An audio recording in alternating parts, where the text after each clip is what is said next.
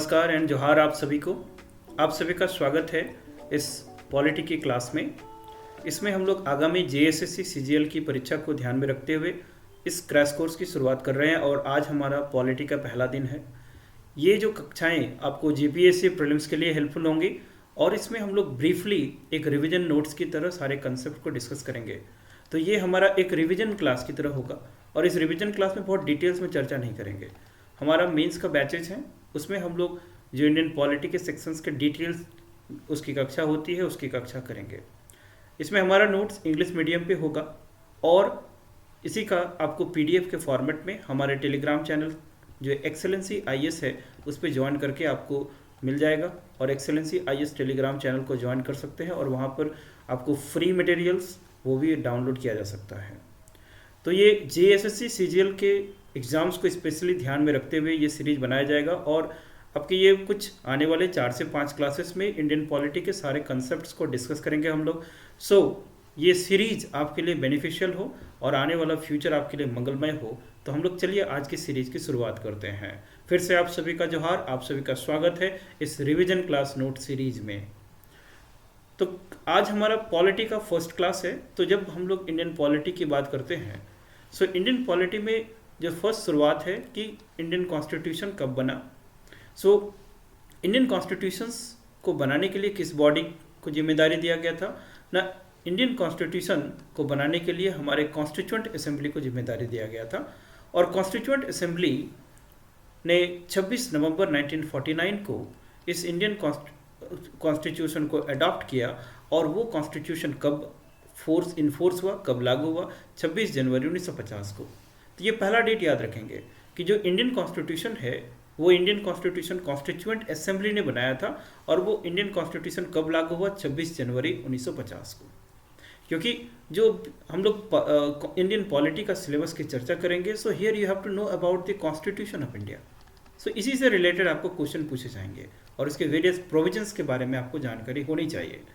तो यहाँ पर इंडियन कॉन्स्टिट्यूशंस में अब हम लोग बातें करेंगे कि इसमें एक कॉन्स्टिट्यूशनल हेड होता है। जब भी कॉन्स्टिट्यूशन पढ़ें तो कॉन्स्टिट्यूशंस को 3 एंगल से पढ़ा जाता है ना। एक उसको एग्जीक्यूटिव आर्म को बोला जाता है कि एक उसका एग्जीक्यूटिव ऑर्गन होता है, एक ऑर्गन होता है उसको लेजिस्लेटिव ऑर्गन और एक ऑर्गन होता है जिसको बोलते हैं हम लोग जुडिशियल ऑर्गन्स। एग्जीक्यूटिव, लेजिस्लेचर और जुडिशियल ऑर्गन से आपके क्वेश्चन पूछे जाएंगे। एग्जीक्यूटिव उसको बोलते हैं जो लॉ को, पॉलिसी को इम्प्लीमेंट करता है, लेजिस्लेटिव जो लॉ को बनाता है और जुडिशियल जो लॉ को स्क्रूटिनाइज करेगा, चेक करेगा। ये 3 ऑर्गन्स के काम होते हैं। तो यहाँ पर हम लोग देखते हैं कि जो हमारा इंडियन कॉन्स्टिट्यूशन है उसमें जो प्रेसिडेंट ऑफ इंडिया होते हैं, भारत के राष्ट्रपति होते हैं, द प्रेसिडेंट ऑफ इंडिया को constitutional head of executives of India बोला जाता है। कि जब हम लोग देश को समझेंगे तो हमारे यहाँ पर किस तरह का सिस्टम है ना, एक बाइकैमरल सिस्टम है। और बाइकैमरल सिस्टम का क्या मतलब होता है ना, बाइकैमरल सिस्टम का मतलब होता है कि जो सेंटर है और जो स्टेट है, सेंटर पे जो पार्लियामेंट बनाया जाएगा, जो पार्लियामेंट्री सिस्टम जो हमारे यहाँ पर इस्टेब्लिश किया जाएगा उसके 2 हाउस होंगे। एक को बोला जाएगा अपर हाउस, एक को बोला जाएगा लोअर हाउस। हम सभी को पता है कि अपर हाउस को क्या बोलते हैं ना, राज्यसभा, और लोअर हाउस को क्या बोला जाता है, लोकसभा। साथ ही साथ पार्लियामेंट का एक और अंग होता है जिसको बोलते हैं प्रेसिडेंट। तो भारत सरकार का जितने भी एग्जीक्यूटिव एक्शंस होते हैं वो किसके नाम पे लिया जाता है ना, प्रेसिडेंट ऑफ इंडिया के नाम से लिए जाते हैं। और ये पार्लियामेंट्री फॉर्म ऑफ गवर्नमेंट है, उसके लिए कौन सा आर्टिकल आपको याद रखना है, article number 74 and article number of 75। ये पार्लियामेंट्री फॉर्म ऑफ गवर्नमेंट बनाता है। कौन सा आर्टिकल, आर्टिकल 74 एंड 75। तो आर्टिकल नंबर 74 क्या रीड करता है कि आर्टिकल नंबर 74 प्रोवाइड करता है कि काउंसिल ऑफ मिनिस्टर होगा with the prime minister as it the head to aid and advise the president who shall in the exercise of his function act in accordance with his advice. तो यहाँ पर setup को समझिएगा। Setup क्या है कि हमारे सेंटर पे एक होता है जिसको बोलते हैं हम लोग हेड ऑफ द स्टेट। एक स्टेट है उसका एक हेड होगा। तो हेड ऑफ द स्टेट कौन होता है ना, भारत का राष्ट्रपति, भारत के प्रेसिडेंट होते हैं। दूसरा कौन होता है, हेड ऑफ द गवर्नमेंट। उस हेड ऑफ द गवर्नमेंट में कौन, किसके पावर है, काउंसिल ऑफ मिनिस्टर, और काउंसिल ऑफ मिनिस्टर का हेड कौन होता है, प्राइम मिनिस्टर। तो ये 2 सेटअप है इंडियन कॉन्स्टिट्यूशन में। तो इंडियन कॉन्स्टिट्यूशन किस तरह का गवर्नमेंट बनाता है हमारे यहाँ? पार्लियामेंट्री फॉर्म ऑफ गवर्नमेंट, ठीक है, इसको क्या बोलते हैं? The parliamentary form of government. और क्या पार्लियामेंट्री फॉर्म ऑफ गवर्नमेंट सिर्फ सेंट्रल गवर्नमेंट पे है कि स्टेट लेवल पे भी है? ना, सेंटर और स्टेट दोनों लेवल पे भारत का संविधान एक पार्लियामेंट्री फॉर्म ऑफ गवर्नमेंट बनाता है। समझ में आ रहा है? तो पार्लियामेंट्री फॉर्म ऑफ गवर्नमेंट में ना एक हेड ऑफ द स्टेट होता है और एक होता है क्या? Head of the government. ठीक है, समझ में आ रहा है? तो हेड ऑफ द स्टेट किसको बोलते हैं? प्रेसिडेंट को। हेड ऑफ द गवर्नमेंट किसको बोलते हैं? Council of minister headed by prime minister को। और ये पार्लियामेंट्री फॉर्म ऑफ गवर्नमेंट कौन से आर्टिकल से बनाया जाता है? Article number 74 and article number 75 इस पार्लियामेंट्री फॉर्म ऑफ गवर्नमेंट के बारे में ब्रीफली डिस्कस करता है। ठीक, तो आर्टिकल 74 क्या बताता है कि एक काउंसिल ऑफ मिनिस्टर होगा जिसका हेड कौन होता है? Prime minister. और ये प्राइम मिनिस्टर का काम क्या होगा? काउंसिल ऑफ मिनिस्टर का कि जो प्रेसिडेंट हैं उनको एड एंड एडवाइस प्रोवाइड करेगा, क्योंकि जो स्टेट के सारे एग्जीक्यूटिव फंक्शन किसके नाम पे लिए जाते हैं? ना, भारत के प्रेसिडेंट के नाम पे। लेकिन प्रेसिडेंट अकेले काम करेंगे क्या? नहीं। तो उनके एड एंड एडवाइस में कौन काम करेंगे? ना, council of minister aid and advise provide करता है। दूसरे शब्दों में ये कहें कि जो ये काउंसिल ऑफ मिनिस्टर है वो बेसिकली रियल एग्जीक्यूटिव है। काउंसिल ऑफ मिनिस्टर को क्या बोलते हैं? द काउंसिल ऑफ मिनिस्टर को रियल एग्जीक्यूटिव से बोला जाता है। और प्रेसिडेंट ऑफ इंडिया जो है वो प्रेसिडेंट ऑफ इंडिया को क्या बोलते हैं? Nominal executive. ठीक है, द नॉमिनल एग्जीक्यूटिव। ये नॉमिनल एग्जीक्यूटिव कौन है? The president of India. और जो रियल एग्जीक्यूटिव कौन है? ना, council of minister headed by prime minister. तो एक तरह से बोले कि भारत का जो प्रधानमंत्री है वो रियल हेड है, रियल एग्जीक्यूटिव है, और भारत के प्रेसिडेंट क्या होते हैं? ना, नॉमिनल एग्जीक्यूटिव है। राइट। अभी हम लोग क्या देखेंगे कि ये जो काउंसिल ऑफ मिनिस्टर बॉडी बनाया गया है ना, प्लूरल बॉडी बनाया गया, ये council of minister collectively responsible कहाँ होता है? ना, लोकसभा के लिए। ना, ध्यान रखेंगे कि हमारा जो पार्लियामेंट है, पार्लियामेंट के दो पार्ट है, दो हाउसेस है, एक लोकसभा और एक क्या होता है? राज्यसभा। लोकसभा को क्या बोलते हैं? Lower house of the parliament. Lok Sabha को क्या बोलते हैं? Lower house of the parliament. तो जो ये काउंसिल ऑफ मिनिस्टर है वो सारे काम के लिए, सारे उनके ओमिशंस के लिए, सारे एक्टिविटीज के लिए उनको जवाब कहाँ देना पड़ेगा?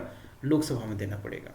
यदि लोकसभा में उनका मेजॉरिटी है तब तक सरकार रहेगी, लोकसभा में यदि मेजॉरिटी नहीं है तो सरकार क्या होता है? गिर जाता है। ठीक, तो काउंसिल ऑफ मिनिस्टर्स हर एक काम के लिए कहाँ जवाबदेही उनकी पड़ेगी? ना, लोकसभा में पर्टिकुलरली उनका जो अकाउंटेबिलिटी है, जवाबदेही है। उसी तरह से यदि स्टेट की बात करेंगे तो स्टेट में भी हमारे पास दो सेटअप होगा, है ना। किसी भी स्टेट, जैसे हमारा झारखंड एक स्टेट है, तो झारखंड की बात करेंगे तो झारखंड में जो स्टेट का कॉन्स्टिट्यूशनल हेड होगा उसको क्या बोलेंगे? गवर्नर बोलेंगे। और जो स्टेट का जो रियल हेड होगा वो क्या होगा? Council of minister headed by chief minister. तो यहाँ पर चीफ मिनिस्टर क्या हो जाएंगे? रियल एग्जीक्यूटिव हो जाएंगे। Okay, real executive. और जो गवर्नर हो जाएंगे वो क्या कहलाएगा? Nominal executive. गवर्नर क्या कहलाएगा? The nominal executive. तो ये पार्लियामेंट्री सेटअप समझ में आ रहा है कि हमारे पास सेंटर एंड स्टेट दोनों ही जगह कैसा सेटअप है? Parliamentary form of government. Centre पे कौन सा article? Article number 74 and article number 75। And state पे जब बात करेंगे तो article number 163 and article number 164। ये याद रखना है कि ये कुछ आर्टिकल्स हैं जो आपके पार्लियामेंट्री फॉर्म ऑफ गवर्नमेंट को स्टैब्लिश करता है। ठीक है, तो आगे चलते हैं हम लोग कि दैट ये जो सेंटर और स्टेट है, एक यूनिट को हम लोग बोल रहे हैं सेंटर और दूसरे यूनिट को हम लोग बोल रहे हैं स्टेट। तो ये जो सेंटर और स्टेट है इन दोनों के बीच में कैसा है ना? डिवीजन ऑफ पावर्स है। किस तरह का रिलेशन है? कि डिवीजन ऑफ पावर्स है। सेंटर और स्टेट दोनों ही भारत के कॉन्स्टिट्यूशन द्वारा बनाया गया है। सेंटर और स्टेट दो यूनिट है और वो दोनों यूनिट कौन स्टैब्लिश करता है? ना, भारत का संविधान, भारत का कॉन्स्टिट्यूशन।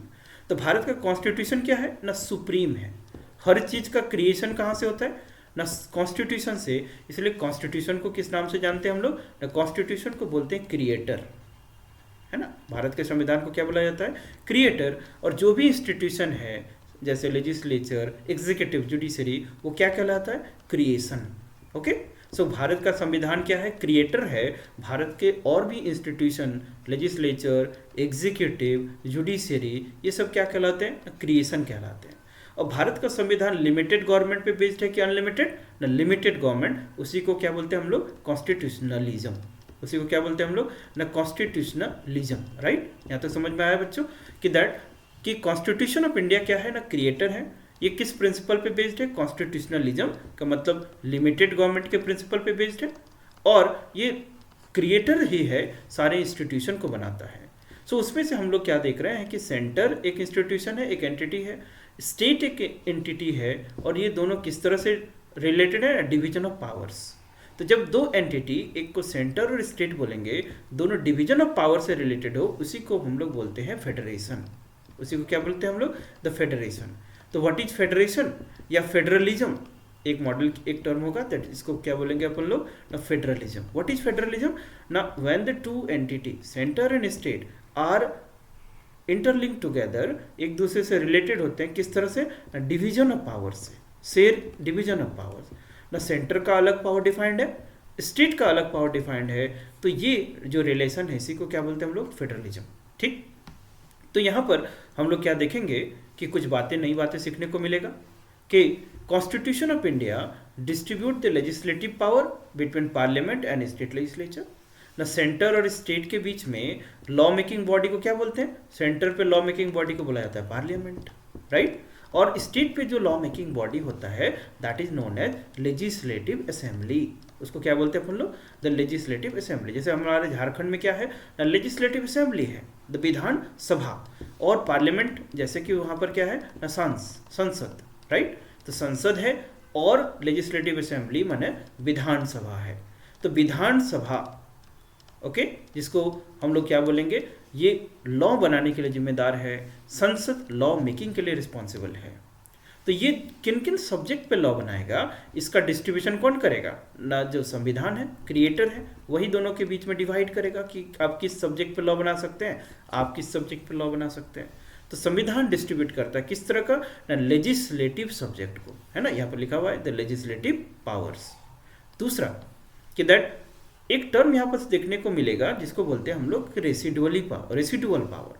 ये रेसिडुअल पावर्स क्या होता है, इसको ध्यान से समझिए कि जब हम लोग संविधान को पढ़ते हैं तो कॉन्स्टिट्यूशन को बेसिकली पढ़ने के कुछ तरीके होते हैं। इसको हम लोग कुछ शेड्यूल्स में बांटते हैं, है ना, शेड्यूल एक तरीका होता है। तो भारत का संविधान में टोटल कितने शेड्यूल हैं, कोई बता सकता है कि भारत के संविधान में अभी टोटल कितने शेड्यूल हैं ना, 12 शेड्यूल्स हैं, 12 शेड्यूल्स हैं। तो उन 12 शेड्यूल्स में से एक शेड्यूल है जिसका नाम है शेड्यूल नंबर 7, शेड्यूल नंबर 7। और ये शेड्यूल नंबर 7 आपको क्या प्रोवाइड करेगा ना, लिस्ट सिस्टम प्रोवाइड करता है। क्या प्रोवाइड करता है, द लिस्ट सिस्टम।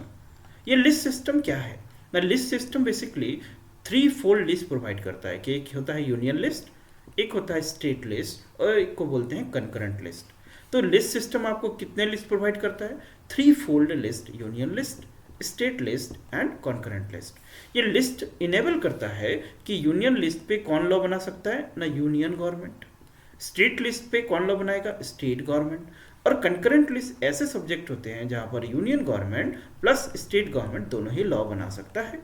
तो ये लिस्ट बेसिकली आपको क्या कर रहा है ना, डिवाइड कर रहा है पावर्स, क्योंकि हमारा कॉन्स्टिट्यूशन एक फेडरल मॉडल को स्टैब्लिश करता है। भारत का संविधान भारत में किस तरह के सिस्टम को स्टैब्लिश करता है, एक फेडरल सिस्टम, ठीक।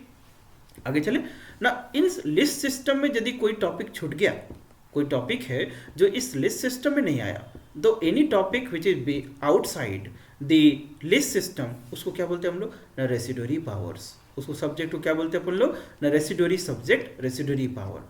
तो जो रेसिडुअरी सब्जेक्ट्स हैं वो किसको दे दिया गया है ना, पार्लियामेंट को। तो आप ध्यान से देखेंगे तो पार्लियामेंट यूनियन लिस्ट पे लॉ बनाएगा, जो स्टेट लेजिस्लेटिव असेंबली होता है वो स्टेट लिस्ट पे लॉ बनाएगा, और जो कंकरेंट लिस्ट है उसमें पार्लियामेंट प्लस लेजिस्लेटिव असेंबली दोनों लॉ बना सकता है, और जो रेसिडुअरी सब्जेक्ट्स हैं उस पर कौन लॉ बनाएगा ना, पार्लियामेंट लॉ बनाएगा, ठीक है। तो ये लेजिस्लेटिव डिवीजन समझ में आया। उसी तरह से जैसे भारत का संविधान जो है वो एक और कैसा डॉक्यूमेंट है, फ्लेक्सिबल डॉक्यूमेंट है कि रिजिड डॉक्यूमेंट है। तो दो टर्म होता है, फ्लेक्सिबल वर्सेस रिजिड ना। कुछ ऐसा डॉक्यूमेंट, भारत का संविधान एक डॉक्यूमेंट है, तो यदि डॉक्यूमेंट को अमेंड करने के लिए बहुत मुश्किल हो उसको रिजिड डॉक्यूमेंट बोलेंगे। और यदि फ्लेक्सिबिलिटी थोड़ा इजी तरीके से हो, आसानी से किया जा सकता है, तो उसको हम लोग क्या बोलेंगे, फ्लेक्सिबल डॉक्यूमेंट। तो कॉन्स्टिट्यूशन दुनिया के दो ही तरह से हो सकता है, या तो फ्लेक्सिबल या फिर रिजिड कॉन्स्टिट्यूशन हो सकता है ना। इसके लिए टेक्निकली एक टर्म यूज करते हैं हम लोग पॉलिटी में कि यदि कॉन्स्टिट्यूशन का अमेंडमेंट सिंपल मेजॉरिटी से किया जा सके, सिंपल मेजॉरिटी से, तो सिंपल मेजॉरिटी से यदि अमेंड करेंगे तो उसको फ्लेक्सिबल कॉन्स्टिट्यूशन बोलेंगे। जैसे कि ब्रिटेन का संविधान, ब्रिटेन का जो संविधान है वो बहुत इजीली अमेंड किया जा सकता है, like normal ordinary law of the parliament. लेकिन संविधान को अमेंड करने के लिए आपको यदि स्पेशल मेजॉरिटी लगेगा, स्पेशल मेजॉरिटी, तो उस तरह के कॉन्स्टिट्यूशन को हम लोग रिजिड कॉन्स्टिट्यूशन बोलेंगे। कुछ समझ में आया बच्चों ना? पहली बार कि यदि कॉन्स्टिट्यूशन को इजीली सिंपल मेजॉरिटी से अमेंड कर रहे हैं तो उसको हम लोग बोलेंगे ना फ्लेक्सिबल कॉन्स्टिट्यूशन, एग्जांपल है ब्रिटेन का कॉन्स्टिट्यूशन। लेकिन यदि कॉन्स्टिट्यूशन को अमेंड करने में स्पेशल मेजॉरिटी लगे तो उसको हम लोग बोलेंगे रिजिड कॉन्स्टिट्यूशन, एग्जांपल है यूएसए का कॉन्स्टिट्यूशन। ठीक, तो एक रिजिड है यूएस और जो फ्लेक्सिबल है कौन? ब्रिटेन। लेकिन जो भारत का संविधान है, जो इंडिया का कॉन्स्टिट्यूशन है, ये दोनों ही तरह के फीचर रखता है कि कुछ प्रोविजंस को हम लोग फ्लेक्सिबिलिटी से अमेंड कर सकते हैं, कुछ फीचर्स को हम लोग रिजिडिटी से अमेंड करना पड़ेगा। तो हमारे यहाँ पर कैसा है? It is a blend of flexibility and rigidity. ठीक, तो यहाँ पर एक क्वेश्चन मैं पूछूं, हालांकि प्रीलिम से थोड़ा आगे है, मेंस का ये टॉपिक हो जाएगा कि आखिर संविधान को अमेंड करने की जरूरत क्यों पड़ती है ना? हम सभी को पता है कि जो कॉन्स्टिट्यूशन है वो कॉन्स्टिट्यूशन क्या है? सोर्स ऑफ ऑल अथॉरिटी, हर एक चीज का सोर्स है, मैकेनिज्म कॉन्स्टिट्यूशन ही प्रोवाइड करता है। इसलिए कॉन्स्टिट्यूशन को क्या बोलते हैं? Highest law of the land. Constitution को क्या बोलते हैं अपन लोग ना? Highest law of the land, right? Highest law of the land, और या तो कभी कभी इसको बोलते हैं ना fundamental law of the land, fundamental law of the land. तो यदि आपसे पूछे कोई कि fundamental law of the land क्या है ना? भारत का संविधान। Highest law of the land क्या है ना? भारत का संविधान। तो सबसे सुप्रीम लॉ है भारत का कॉन्स्टिट्यूशन। तो कॉन्स्टिट्यूशन ही सबको फ्रेमवर्क प्रोवाइड करता है कि किस तरह से एडमिनिस्ट्रेशन हो, किस तरह से फंडामेंटल राइट प्रोटेक्ट हो, सब कुछ कॉन्स्टिट्यूशन ही गाइड कर रहा है। लेकिन कॉन्स्टिट्यूशन को चेंजिंग एलिमेंट होना चाहिए कि नहीं होना चाहिए? क्योंकि टाइम चेंज होता है, समय के साथ बदलना चाहिए कि नहीं बदलना चाहिए? समय के साथ यदि आप नहीं बदलेंगे तो आप क्या हो जाएंगे? रिडंडेंट हो जाएंगे। तो इसीलिए वो बदलाव कब होगा? जब आपके पास स्कोप होगा बदलने का, जब आपके पास प्रोविजन होगा तभी तो आप बदलेंगे। यदि आप प्रोविजन ही नहीं रखेंगे तो बदल नहीं सकेंगे। तो भारत के संविधान में हमारे जो फाउंडिंग फादर्स थे जिन्होंने संविधान बनाया, उन निर्माताओं ने ये भी ध्यान रखा कि आने वाला समय काफ़ी बदलेगा, आने वाले समय में हमको चेंज करना पड़ेगा। तो चेंज इज कैसा कॉन्सेप्ट है? एक इनइविटेबल कॉन्सेप्ट है जो अनिवार्य है, चेंज होगा ही होगा। तो चेंज के साथ अपने को मीनिंगफुल सिग्निफिकेंट रखने के लिए आपको क्या करना पड़ेगा ना? एडेप्टेबल होना पड़ेगा, आपको अमेंड करना पड़ेगा। तो इसीलिए हमारे कॉन्स्टिट्यूशन में एडेप्टेबिलिटी का कॉन्सेप्ट को रखा गया और संविधान में अमेंडमेंट के भी प्रोविजन को रखे गए। तो अब ये मैं क्वेश्चन पूछूं कि भारत के संविधान को अमेंड करने का पावर किसको दिया जाएगा? क्या वो केंद्र सरकार को दिया जाएगा, माने पार्लियामेंट को दिया जाएगा, या इसको स्टेट गवर्नमेंट माने स्टेट लेजिस्लेटिव असेंबली को दिया जाएगा? सोच के बताइए ना। अमेंड करने का पावर किसको दिया जाएगा? भारत के पार्लियामेंट को दिया जाएगा। तो संविधान को अमेंड करने का पावर किसके पास है ना? भारत के पार्लियामेंट के पास है, स्टेट के पास नहीं है। ये याद रखना है, ठीक है।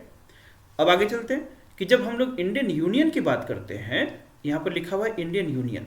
सो इंडियन यूनियन में आपको एक चीज ध्यान रखना है, आर्टिकल 1 है ना, कुछ आर्टिकल याद रखेंगे। Article number 1। So article number क्या बोलता है कि India that is Bharat, India that is Bharat is A union of state. India that is Bharat is A union of state. Okay, union of state, ये यूनियन ऑफ स्टेट है। यहाँ पर हमारे constitution में याद रखना है कि कहीं भी फेडरेशन टर्म को कहीं भी मेंशन नहीं किया गया है। The term federation is nowhere mentioned in the constitution. Article 1 क्या बताता है कि India that is Bharat is A union of states, right. तो हम लोग जब इंडियन यूनियन की बात करते हैं तो इंडियन यूनियन में कितने स्टेट्स आते हैं?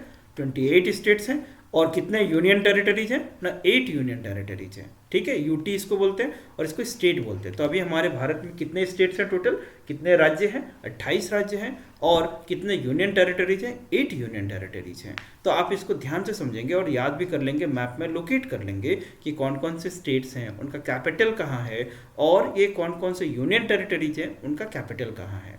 अब एक बात और कि इन यूनियन टेरिटरीज में कुछ यूनियन टेरिटरीज हैं जिनके पास अपना लेजिस्लेटिव असेंबली है और कुछ ऐसे यूनियन टेरिटरीज हैं जिनके पास अपना लेजिस्लेटिव असेंबली नहीं है।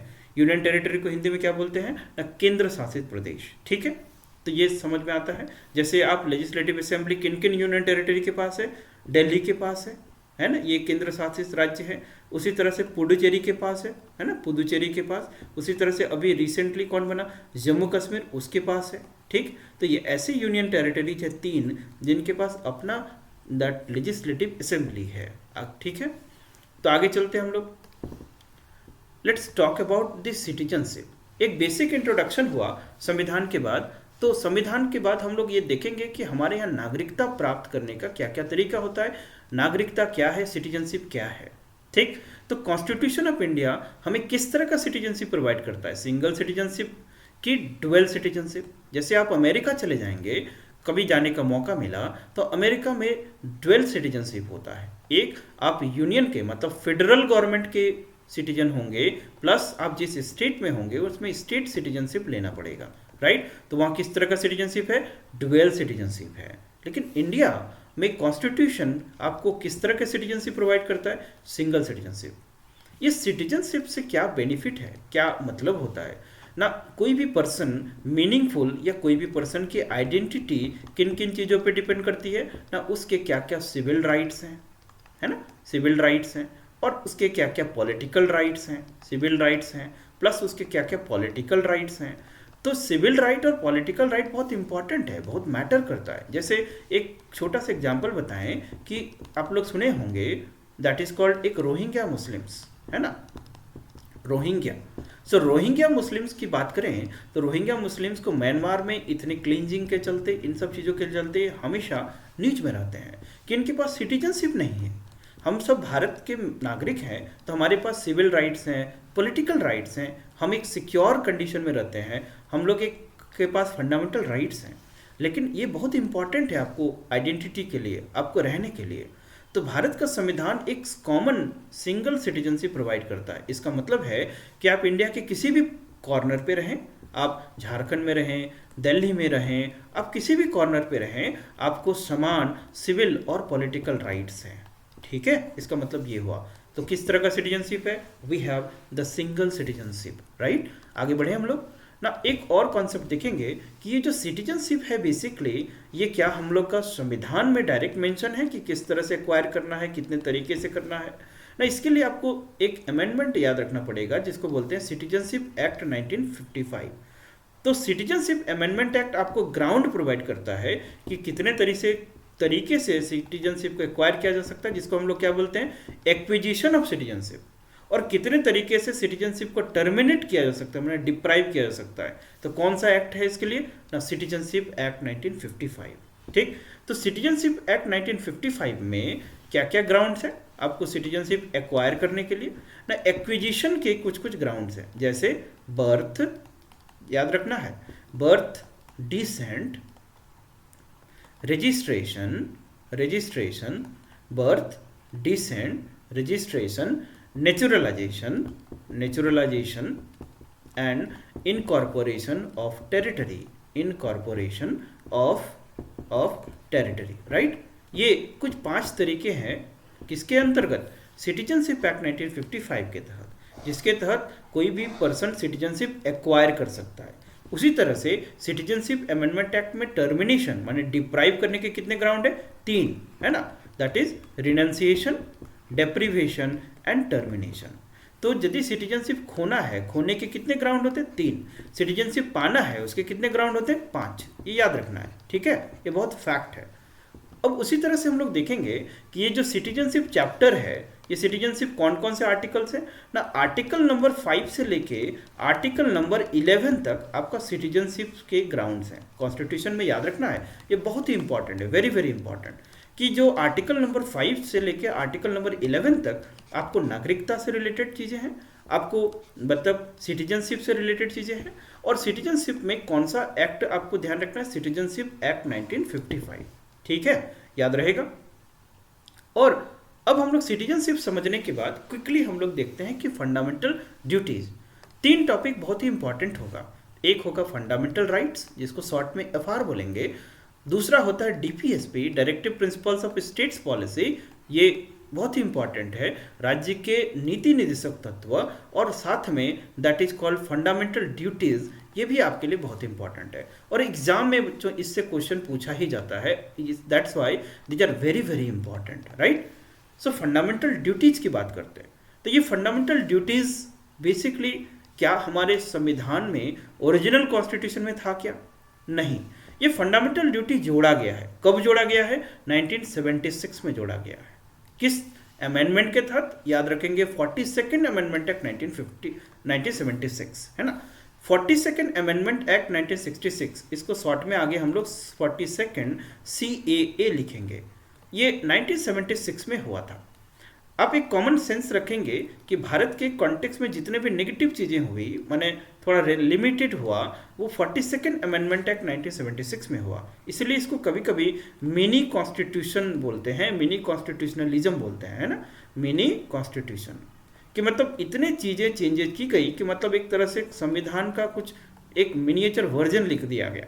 तो ये 42nd अमेंडमेंट एक्ट 1976 के तहत ये फंडामेंटल ड्यूटीज भी आता है, ठीक। और याद रखेंगे कि ये फंडामेंटल ड्यूटीज किस कमेटी के रिकमेंडेशन में आया? ना स्वर्ण सिंह कमेटी, है ना। कौन सी कमेटी बनाई गई थी? द स्वर्ण सिंह कमेटी, ये याद रखेंगे ना। जब हमारे देश में इंटरनल इमरजेंसी लगाया गया था, कैसा इमरजेंसी? ना इंटरनल इमरजेंसी। आप सभी को पता है कि जब हमारे यहाँ पर श्रीमती इंदिरा गांधी भारत की प्रधानमंत्री थी, तो उन्होंने देश में इमरजेंसी लगवाया था। उसका क्या नाम था? Internal emergency. तो इंटरनल इमरजेंसी के दौरान ये फील हुआ कि लोगों का राइट्स के साथ साथ ड्यूटीज़ भी होने चाहिए, लोगों के प्रति, समाज के प्रति, देश के प्रति, इन्वायरमेंट के प्रति। तो एक कमेटी बनाया गया था जिसका नाम क्या था? स्वर्ण सिंह कमेटी। और उस स्वर्ण सिंह कमेटी ने रिकमेंड किए थे कुछ फंडामेंटल ड्यूटीज़ के, बाद में अडॉप्ट किए गए और हमारे संविधान में एक नया अमेंडमेंट किया गया जिसमें कि पार्ट 4A को जोड़ा गया। अभी हम लोग देखेंगे थोड़ा देर में कि एक अभी थोड़ा देर पहले मैंने बताया था कि जब संविधान है तो संविधान माने कॉन्स्टिट्यूशन को पढ़ने के कुछ तरीके होते हैं। एक तरीका क्या होता है? शेड्यूल। तो शेड्यूल में हमने देखा था कि कितने टोटल शेड्यूल हैं? 12 शेड्यूल्स। और उन 12 शेड्यूल्स में से 7 शेड्यूल की बात थोड़ी देर पहले किए थे, जिसमें हमने लिस्ट सिस्टम की बात किया था, ठीक। उसी तरह से संविधान को पढ़ने का एक और तरीका होता है जिसको क्या बोलते हैं हम लोग, कि संविधान को बहुत सारे पार्ट्स में डिवाइड कर सकते हैं। और अभी हमारे कॉन्स्टिट्यूशन में टोटल कितने पार्ट्स हैं? ना, उसमें टोटल 25 पार्ट्स हैं। तो हमारे संविधान में कितने शेड्यूल हैं? टोटल 12 शेड्यूल हैं। हमारे संविधान में कितने पार्ट्स हैं? टोटल 25 पार्ट्स हैं। याद रहेगा, इन 25 पार्ट्स को आप याद रखेंगे तो बहुत ही अच्छा है, लेकिन नहीं याद हो तो भी घबराना नहीं है। कुछ मेजर पार्ट्स आपको जानने चाहिए।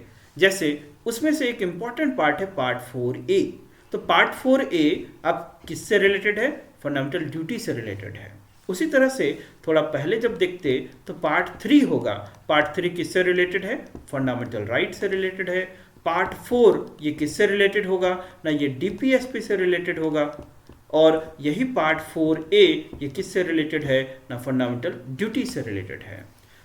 फंडामेंटल ड्यूटीज में एक और बात ध्यान रखेंगे कि ये किस आर्टिकल में दिया गया है? Article 51A। 51A fundamental duties को डिस्कस करता है, ठीक। तो फंडामेंटल ड्यूटीज के बारे में बेसिक्स बातें ध्यान आपके रहेगा कि ये 42nd अमेंडमेंट एक्ट 1976 के तहत जोड़ा गया। स्वर्ण सिंह कमेटी ने रिकमेंडेशन दिया था। इंटरनल इमरजेंसी के बाद ऐड किया गया। कौन सा पार्ट है? Part 4A। And what is the article? This is 51A is basically talking about the fundamental duties. So duties में आपको कुछ यहाँ पर स्टेटमेंट दिया गया है कि दैट आपको cherish and follow the ideals है, to abide by the constitution, freedom, defend the country. ये सारे फंडामेंटल ड्यूटीज़ हैं, आपको याद रखना है, याद रख सकते हैं, ठीक। तो ये फंडामेंटल ड्यूटीज़ का कुछ बेसिक्स है। आगे बढ़ते हैं हम लोग। Now let's talk about the fundamental rights and directive principle of state policy, जिसको शॉर्ट में क्या बोलेंगे हम लोग? DPSP। अभी हम आगे बढ़ने के पहले कॉन्सेप्ट बताते हैं कि राइट्स, ये टर्म यूज करेंगे, अभी ड्यूटी यूज किए थे। तो राइट्स बेसिकली क्या होते हैं ना? किसी भी सिटीजन का क्लेम्स होता है। क्या चीज़ होता है ये? Rights are the claims. Claims क्या होते हैं कि इस मॉडल को ध्यान रखिए, एक तरह से है स्टेट और दूसरे तरफ है आप जिसको आप बोल रहे हैं सिटीजन या इंडिविजुअल। हमारा जो संविधान है वो संविधान डेमोक्रेटिक पॉलिटी को स्टैब्लिश करता है। डेमोक्रेटिक पॉलिटी का मतलब होता है कि citizens are the supreme master, citizens are the supreme master. ठीक है, ये याद रखेंगे, सिटीजन्स आर कैसे हैं, द सुप्रीम मास्टर। इसको एक प्रिंसिपल, एक टर्म यूज करेंगे जिसको बोलेंगे पॉपुलर सोवरेनिटी। ठीक, तो पॉपुलर सोवरेनिटी, ध्यान रखना कि भारत का संविधान किस प्रिंसिपल पे बेस्ड है, पॉपुलर सोवरेनिटी। तो ये पॉपुलर सोवरेनिटी में आपकी इंडिविजुअल के राइट्स हैं, दूसरा स्टेट्स के कुछ राइट हैं। तो इंडिविजुअल के जो राइट्स हैं वही है आपके फंडामेंटल राइट्स, जो क्लेम्स हैं। जो स्टेट के जो राइट्स होंगे उसको क्या बोला जाएगा, DPSP, directive principle of state policy. तो हमारा संविधान इन दोनों राइट्स के बीच के बैलेंस प्रिंसिपल पे बेस्ड है कि इंडिविजुअल के राइट एफआर, स्टेट्स के राइट्स डीपीएसपी, बैलेंस प्रिंसिपल, यही है पार्लियामेंट्री सिस्टम, राइट।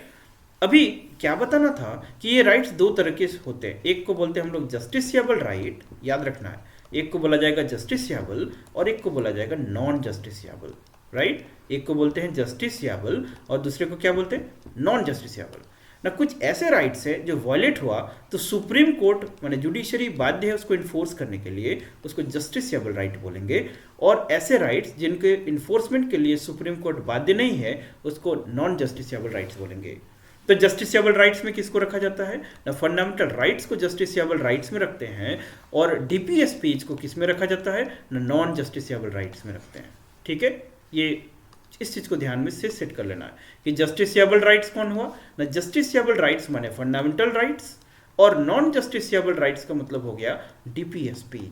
ठीक है, उसी तरह से जब ड्यूटीज पढ़े थे तो ड्यूटीज भी आपके नॉन जस्टिसिएबल राइट्स का ही पार्ट होते हैं। तो नॉन जस्टिसिएबल में कौन हो गया, DPSP plus duty, and justiciable में कौन हो गया, फंडामेंटल राइट्स। ठीक, तो यहाँ पर वही चीज लिखा हुआ है कि the fundamental rights are the justiciable, DPSPs are non justiciable, लेकिन DPSPs are fundamental in the governance of the country है ना। इसको भी याद रखेंगे कि स्टेटमेंट कि fundamental in the governance of the country क्या है, directive principle of state policy है, DPSPs है, राज्य के नीति निदेशक तत्व। ठीक, अब थोड़ा फंडामेंटल राइट्स के बारे में बात करते हैं कि अभी हमने क्या देखा था कि आर्टिकल नंबर 5 से लेके आर्टिकल नंबर किससे बात करता है ना, सिटीजनशिप्स के रिलेटेड बात करता है, सिटीजनशिप से रिलेटेड है।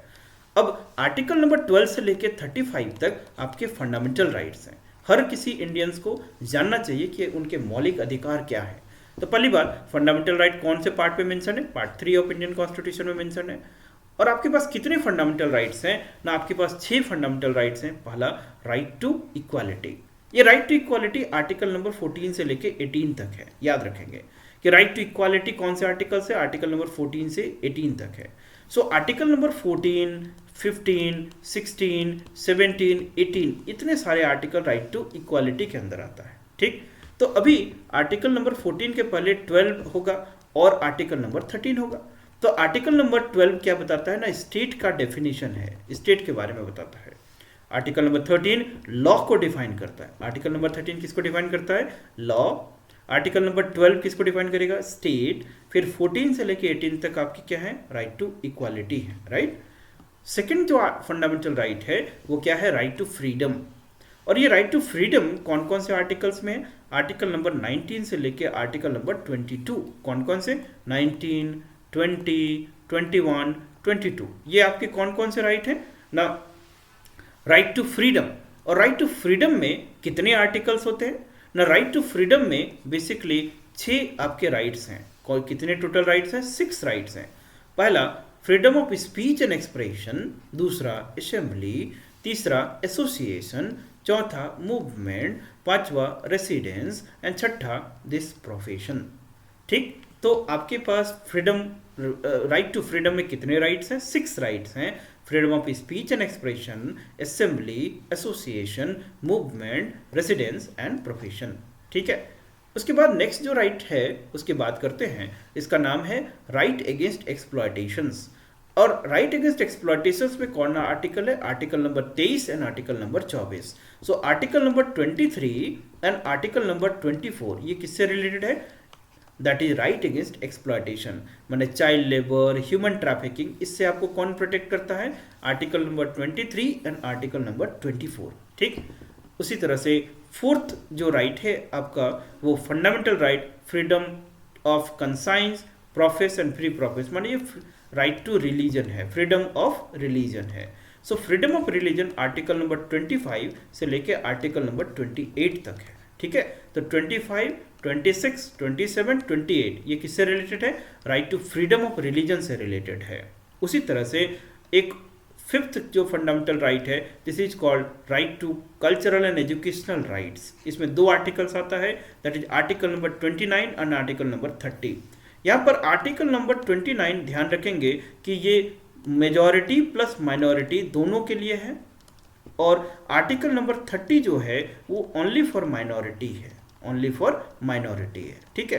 तो इतना डेप्थ में तो आपको सीजीएल पे नहीं पूछा जाएगा, बट फिर भी ध्यान रखेंगे कि आर्टिकल 29 मेजॉरिटी प्लस माइनॉरिटी दोनों के लिए है, और आर्टिकल नंबर 30 जो है वो सिर्फ माइनॉरिटीज के लिए है, ठीक है। तो ये भारत में कौन कौन से माइनॉरिटीज हैं और कितने माइनॉरिटीज हैं, आप हमारे कमेंट सेक्शन में कमेंट करके बताएंगे। तो जो 5वां मौलिक अधिकार है वो क्या है आपका? कल्चरल एंड एजुकेशनल राइट्स है। उसी तरह से जो 6th आपके फंडामेंटल राइट्स होंगे, इसका नाम है कॉन्स्टिट्यूशनल रेमेडीज, माने राइट टू कॉन्स्टिट्यूशनल रेमेडीज, कि आपका आर्टिकल नंबर 32 से रिलेटेड है, ठीक। तो ये 6 आपके फंडामेंटल राइट्स है। कौन कौन से हैं? राइट टू इक्वालिटी, दूसरा राइट टू फ्रीडम, तीसरा right against exploitation, fourth right to freedom of conscience and free profess, fifth that is cultural and educational rights, and sixth that is constitutional remedy. ये 6 rights हैं, इसको एकदम याद कर लेना है, ठीक है। आगे बढ़े। जब आपके इंडिविजुअल माने सिटीजन्स के राइट्स डिस्कस हो गए, तो अब हमको स्टेट्स के राइट भी डिस्कस करने पड़ेंगे। तो स्टेट्स के जो राइट्स हैं, स्टेट्स का जो फंडामेंटल राइट है उसको क्या बोलते हैं ना? डीपीएसपी शॉर्ट में, directive principles of states policy, राज्य के नीति निर्देशक तत्व। ये जो तत्व हैं ये जस्टिसएबल है कि नॉन जस्टिसएबल है? These are non justiciable. अभी थोड़ा देर पहले बताया था कि नॉन जस्टिसएबल का क्या मतलब है, कि यदि वायलेट होता है तो जुडिशरी क्या बाध्य है इसको इन्फोर्स करने से? नो, है ना, जुडिशरी बाध्य नहीं है। लेकिन कौन से राइट गवर्नेंस के लिए है ना? डीपीएसपी के लिए। तो यहाँ पर सबसे पहले आपको ध्यान रखना है कि आर्टिकल नंबर 36 से लेके आर्टिकल नंबर 51 तक आपके क्या है ना? डीपीएसपीज हैं। आर्टिकल 36 से आर्टिकल नंबर 51 क्या है?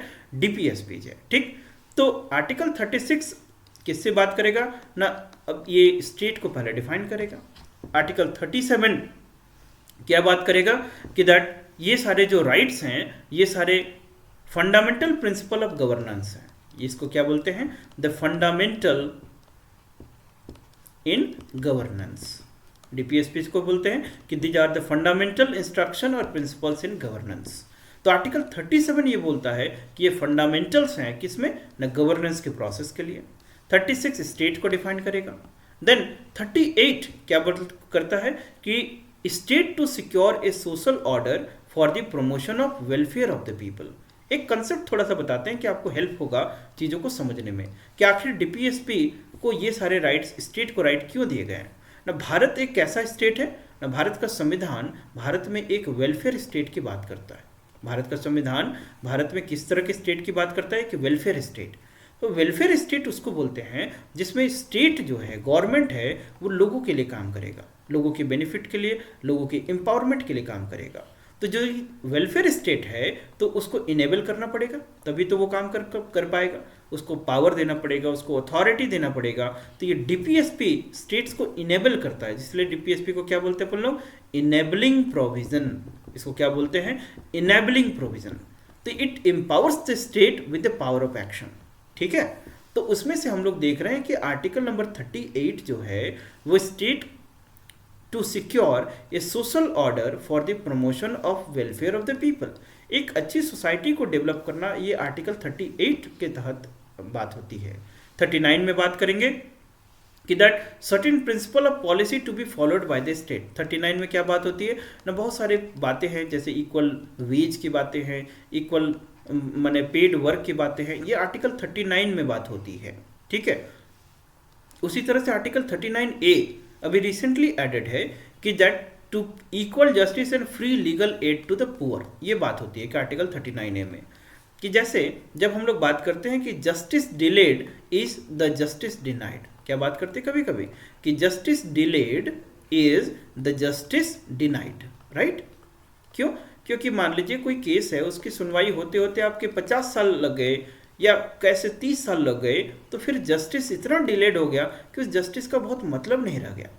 तो there are certain poor people जो कि इस जुडिशियल सिस्टम को एक्सेस ही नहीं कर पाते हैं due to hefty fee, hefty charges, इतने प्रॉब्लम होते हैं। इसी तरह से स्टेट ये इंडेवर करेगा कि equal justice and free legal aid to the poor provide किया जाए, कि उनको भी जस्टिस इजीली एक्सेस किया जाए, इसलिए उनको लीगल सर्विस प्रोवाइड किया जाएगा स्टेट के द्वारा। ये कौन से आर्टिकल के तहत गवर्न होता है? 39A, right. उसी तरह से आर्टिकल 40 है, ये डीपीएसपी का पार्ट है, और ये ऑर्गेनाइजेशन ऑफ विलेज पंचायत की बात करता है। आज हमारे पास क्या है ना, पंचायती राज इंस्टीट्यूशन है, सभी को पता है कि ग्राम पंचायत होता है। ये पंचायती राज इंस्टीट्यूशन का जो बेसिक आइडिया है, ये थ्योरी कहाँ से मिलता है? आर्टिकल नंबर 40 से मिलता है। और ये कैसा डीपीएसपी है ना, इसको गांधीयन डीपीएसपी बोलते हैं, है ना, Gandhian directive principle of state policy, Gandhian principle. तो ये Gandhian principle village organization, village panchayat की बात करता है। और आज हमारे पास कैसा है ना, पंचायती राज इंस्टीट्यूशंस है, और ये पंचायती राज इंस्टीट्यूशन कौन से अमेंडमेंट के तहत बना है ना, 73rd कॉन्स्टिट्यूशनल अमेंडमेंट एक्ट 1992, याद रखना है। आर्टिकल 41 की बात करेंगे, right to work, to education and to public assistance in the certain cases. ये स्टेट आपको प्रोवाइड करेगा, और ये राइट टू वर्क आपका एक डायरेक्टिव प्रिंसिपल है, आपका एक नॉन जस्टिसेबल राइट है, ये आपका अधिकार है और स्टेट को प्रोवाइड करना चाहिए। ये आर्टिकल 41 प्रोवाइड करता है। राइट टू एजुकेशन ये 41 प्रोवाइड कर रहा है, right.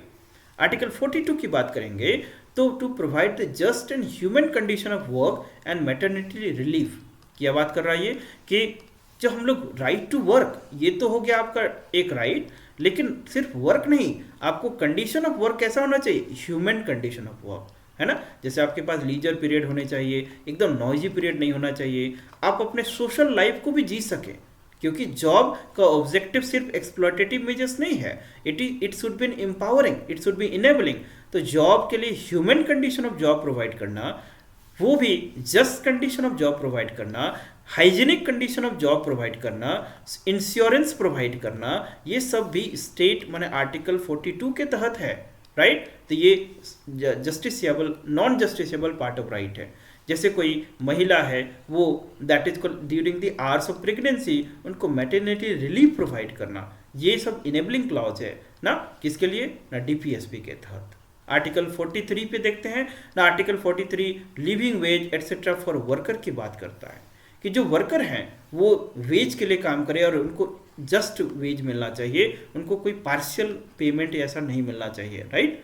Article 44 uniform civil code की बात करता है, ये हमेशा न्यूज में रहता है, इसलिए एग्जाम के पॉइंट में ध्यान रखेंगे कि यूनिफॉर्म सिविल कोड कौन से आर्टिकल के तहत गवर्न होता है, दैट इज आर्टिकल नंबर 44। और ये किसका पार्ट है ना, ये डीपीएसपी का पार्ट है, ये भी ध्यान रखना है, right. Article 44 uniform civil code, ठीक है।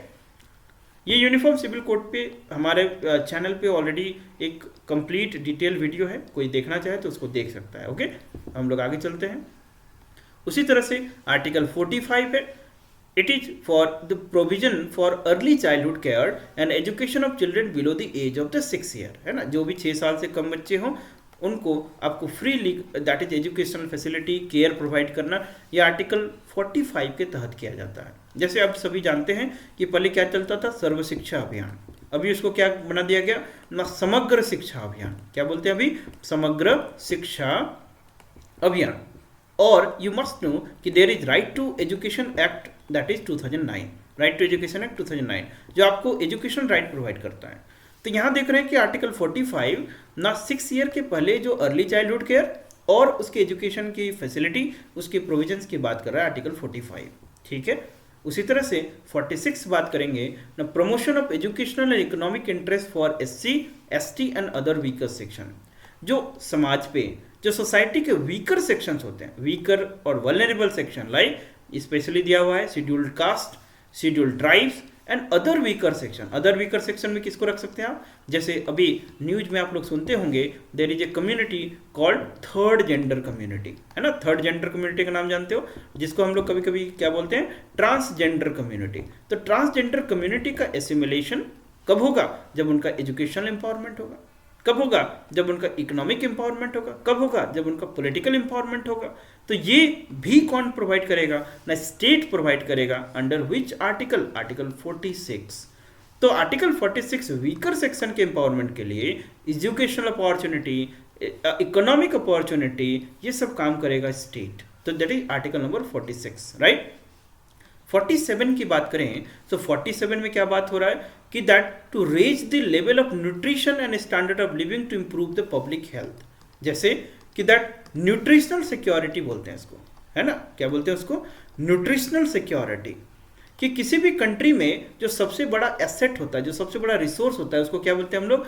Human resource. उसको क्या बोलते हैं हम लोग? Human resource. जैसे भारत एक विश्व गुरु, एक डेवलप्ड कंट्री बनना चाहता है, तो इसके पीछे सबसे बड़ा जो इसका इंजन, इसका फोर्स क्या होगा? That the human capital. इसके जो ह्यूमन कैपिटल होंगे, that would be the best asset, right. तो उन एसेट्स का एक कंपोनेंट है न्यूट्रिशनल सिक्योरिटी, है ना। आप भूखे रहेंगे तो फिर उससे फतह नहीं हो सकता है। तो न्यूट्रिशनल सिक्योरिटी प्रोवाइड करना, ये कैसे हो सकता है? कि जब एक स्टैंडर्ड ऑफ लिविंग इंप्रूव हो, ठीक। ये कैसे हो सकता है? बेटर हेल्थ कंडीशंस हो। तो ये सब फैसिलिटी प्रोवाइड करना, न्यूट्रिशनल सिक्योरिटी स्टेट करेगा। Under which provision? Under article number 47, right. उसी तरह से article number 48 organization of agriculture and animal husbandry की बात करता है। कि हम सभी जानते हैं कि हमारा जो देश जब प्लानिंग कमीशन के दौर से गुजर रहा था, तो फर्स्ट 5 ईयर प्लान, मतलब when we adopted the planning, तो उसके क्या क्या ऑब्जेक्टिव्स थे? प्लानिंग के 4 ऑब्जेक्टिव्स थे। क्या क्या ऑब्जेक्टिव थे? Economic growth, modernization, self reliance and equity. ये लिख लेंगे कि जो प्लानिंग था उसके प्लानिंग के कितने ऑब्जेक्टिव थे? Growth, modernization, self reliance and equity. Modernization का मतलब है कि एडेप्टेशन विद टेक्नोलॉजी। मॉडर्नाइजेशन का क्या मतलब होता है? कि समय के साथ टेक्नोलॉजी को आप अडेप्ट करें। जैसे अभी हम लोग इस क्लास को कर रहे हैं, कैसे? Through online mode. The adaptation of technology, ये ऑब्जेक्टिव था उस प्लानिंग का, राइट। तो ये 48 बोलता है कि हमारे यहाँ पर एग्रीकल्चर और एनिमल हस्बेंड्री, माने फर्स्ट डिग्री प्राइमरी सेक्टर, उसमें मॉडर्नाइजेशन होना चाहिए, उसका ऑर्गेनाइजेशन होना चाहिए। इसके लिए कौन काम करेगा? स्टेट काम करेगा, स्टेट जिम्मेदारी लेगा, ठीक है। तो एग्रीकल्चर इकोनॉमी, उसको प्रॉफिटेबल इकोनॉमी बनाने में भी आर्टिकल 48 आपको प्रिस्क्राइब करता है। उसी तरह से 48A की बात करेंगे, protection and improvement of environment and safeguarding of the forest and the wild life. क्या बात कर रहा है? कि दैट इन्वायरमेंटल प्रोटेक्शन से रिलेटेड। इन्वायरमेंटल प्रोटेक्शन आप सभी जानते हैं कि कुछ लॉज हैं, जैसे कि वाइल्ड लाइफ प्रोटेक्शन एक्ट कौन से ईयर बनाया गया था? 1972। There is called environmental protection act, कब बनाया गया था? 1986। There is called biodiversity act, कब बनाया गया था? 2002। और एक एक्ट है जिसको बोलते हैं फॉरेस्ट राइट एक्ट 2006। ये 4 इंपॉर्टेंट एक्ट है इंडियन कॉन्टेक्स्ट में, आप याद रखेंगे, राइट। तो इन्वायरमेंट को प्रोटेक्ट करना, इन्वायरमेंट के साथ साथ फॉरेस्ट एंड वाइल्ड लाइफ को प्रोटेक्ट करना, ये किसकी जिम्मेदारी है? State will take responsibility. ये काम कैसे करेगा? Under article 48A।